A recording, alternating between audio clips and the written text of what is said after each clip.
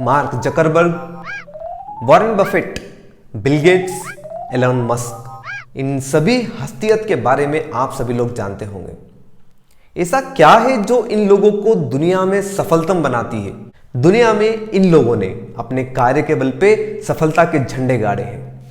ऐसा क्या था जो इनकी सोच आम आदमियों की सोच से परे है? इनकी सफलता को अगर एनालाइज किया जाए तो सिर्फ एक चीज यहां पर आपको दिखाई देती है, वो है आउट ऑफ बॉक्स थिंकिंग।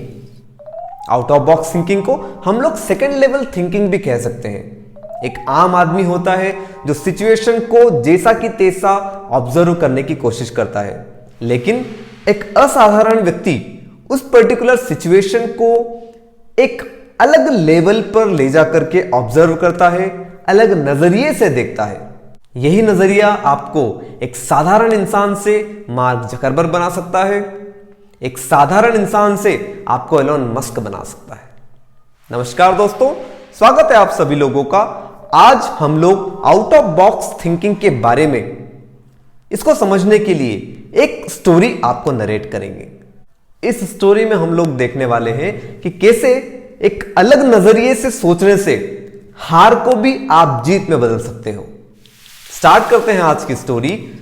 आज से कुछ 100 वर्ष पहले पर्टिकुलर टाउन में एक स्मॉल बिजनेस ओनर रहा करता था। छोटे मोटे बिजनेस वो चलाया करता था।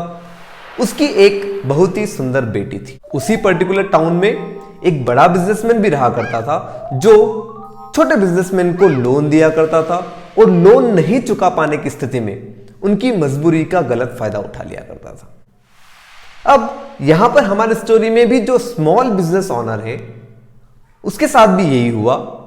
किसी कारणवश उसका छोटा सा बिजनेस करप्ट हो गया, ज्यादा वो अर्न नहीं कर पाया और लोन टाइम पर चुका पाने में वो समर्थ नहीं हुआ। बड़ा जो साहूकार था, उसकी नजर उसकी बेटी पर पड़ी।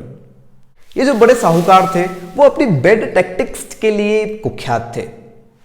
अब उन्होंने एक साजिश रची। सो बड़े साहूकार ने एक प्रपोजल रखा कि चलिए भैया, कोई बात नहीं, अगर आपसे लोन नहीं रीपे हो पा रहा है सो आप एक काम करिए, आप आपकी बेटी से हमारी शादी कर दीजिए।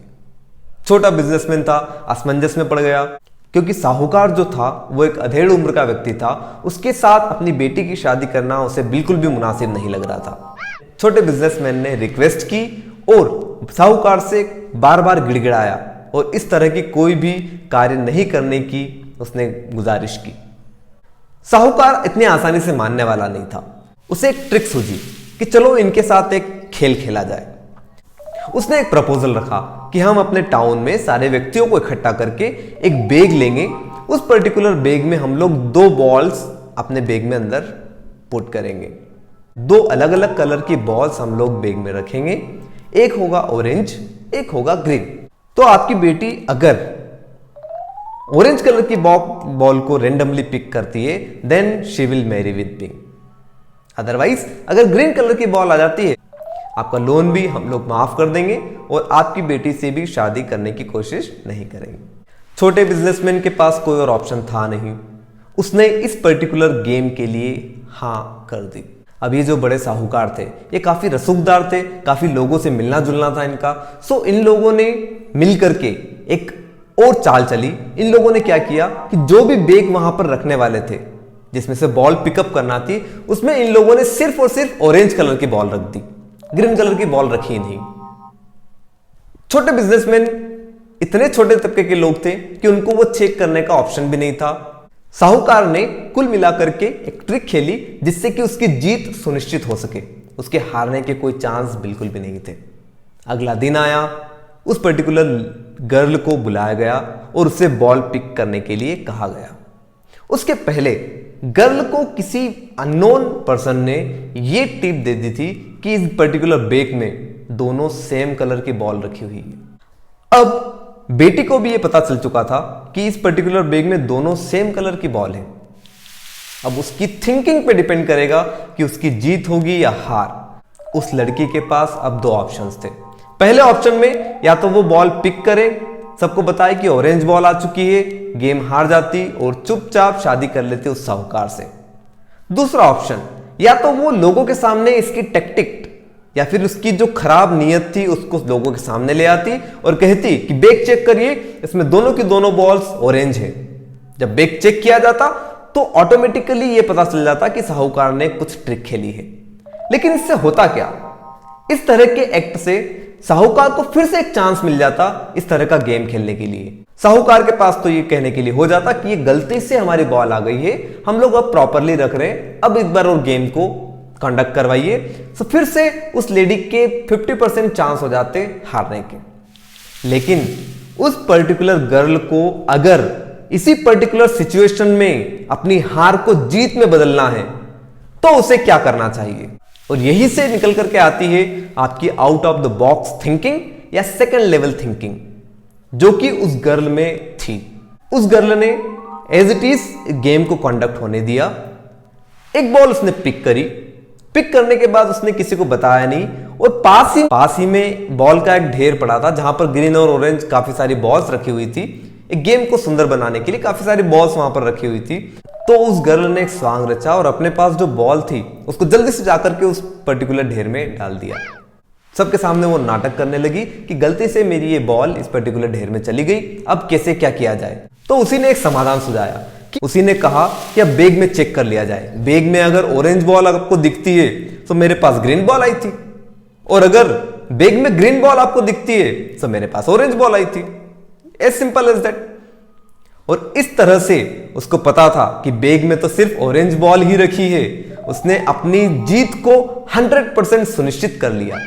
सिर्फ अपने नजरिए को चेंज किया। उसने पिक की हुई बॉल को न बताते हुए, न डिस्क्लोज करते हुए उस पर्टिकुलर बॉल को किसी तरह डिस्पोज कर दिया और यह कहा कि आप जो रिमेनिंग बॉल है उसको चेक कीजिए। तो यह हुई उस पर्टिकुलर गर्ल की आउट ऑफ बॉक्स थिंकिंग और सेकेंड ऑर्डर थिंकिंग। इसी पर्टिकुलर थिंकिंग के बल पे उस लड़की ने उस पर्टिकुलर गेम को, जो कि 100% पहले हार चुकी थी, वो 100% अपने जीत में तब्दील कर लिया। उसमें कोई भी चांस नहीं था कि वो गर्ल हार पाए। अगर कोई दूसरा आम व्यक्ति होता, नॉर्मल व्यक्ति होता, तो शायद यही करता। वो सीधे से जल्दी से जैसे उसको पता चलता कि बैग में दोनों सेम बॉल रखी हुई है, वो सब लोगों के सामने उजागर कर देता, अगर इसमें तो दोनों सेम बॉल रखी हुई है, आप एक बार चेक कीजिए।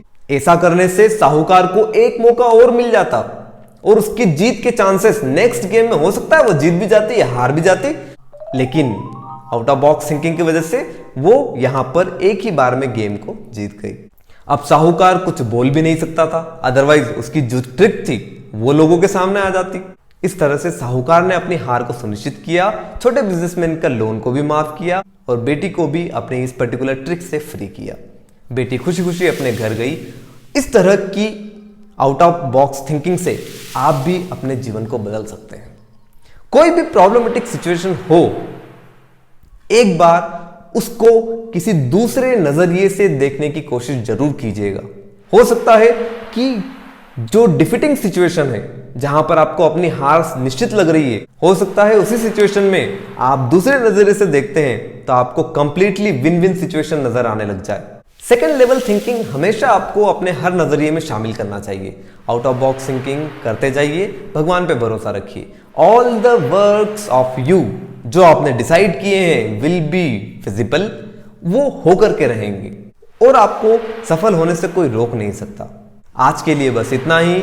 मिलते हैं अगले वीडियो में अगली स्टोरीज के साथ। तब तक के लिए नमस्कार।